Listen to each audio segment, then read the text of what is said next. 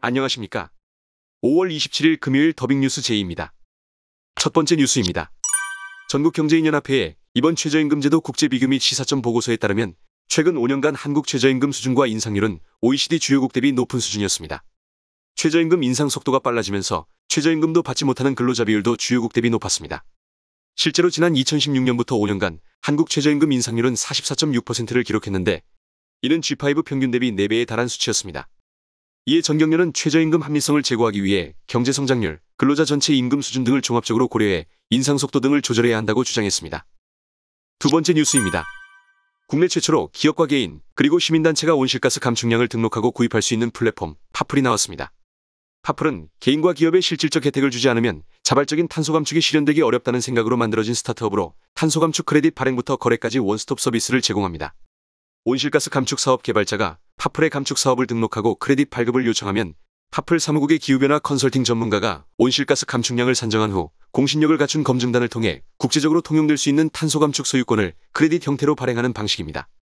기업은 파플의 마켓플레이스에서 탄소 감축 크레딧을 거래함으로써 탄소 감축 활동에 참여함과 동시에 수익도 창출할 수 있습니다. 탄소 중립과 아리백 달성도 가능합니다. 크레딧을 구매한 개인은 탄소 감축 활동에 참여하면서 디지털 인증서를 다운받을 수 있습니다. 이 같은 탄소 감축 거래 플랫폼은 해외에서는 이미 형성되어 왔지만 우리나라에선 파플이 최초로 출시와 함께 큰 관심을 받았었는데요. 현재 롯데케미칼 등 대기업이 참여하기로 하면서 사업에 더욱 탄력이 붙고 있습니다. 세 번째 뉴스입니다. SK그룹이 향후 5년간 반도체, 배터리, 바이오 등 이른바 BBC 산업에 247억 원을 투자합니다. SK그룹 전체 투자금의 90%가 BBC에 집중될 만큼 이번 투자는 핵심 성장 동력 강화에 초점이 맞춰집니다.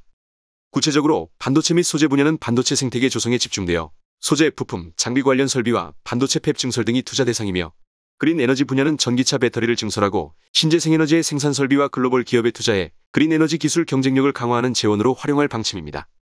바이오 분야는 뇌전증 신약과 코로나19 국내 백신 1호 개발 신화를 이어갈 후속 연구 개발비, 의약품 위탁 생산시설 증설 등에 집중합니다. 한편 SK는 국내에만 179조 원을 투자해 지역경제 활성화 및 대중소기업 상생에도 나설 방침입니다. 네 번째 뉴스입니다. 네이버의 음성기록 인공지능 클로바노트가 일본 서비스를 시작으로 글로벌 진출을 본격화합니다. 일본 서비스의 기본적인 기능은 한국어 버전과 거의 동일합니다. 일본어로 된 음성을 앱에서 직접 녹음하거나 파일을 업로드하면 텍스트로 변환되며 북마크 기능, 메모 기능, 검색 기능 등이 탑재됐습니다. 클로바노트는 국내에서 최근 누적 다운로드 230만 건을 돌파하며 사용자 호응 속 빠른 서비스 성장세를 지속하고 있는데요. 학기 초 학생 사용자들의 증가로 지난달에는 월활성 이용자 수가 1월 대비 2배 가까운 47만 명을 기록하기도 했습니다. 네이버는 일본을 시작으로 하반기 중 북미 및 아시아 시장에도 클로바노트를 순차적으로 공개할 계획이며 업무 계정 및 그룹 관리 기능과 함께 다양한 업무 도구와 연동을 강화해 업무 환경에 특화된 서비스로 발전시켜 나갈 예정입니다. 마지막 뉴스입니다.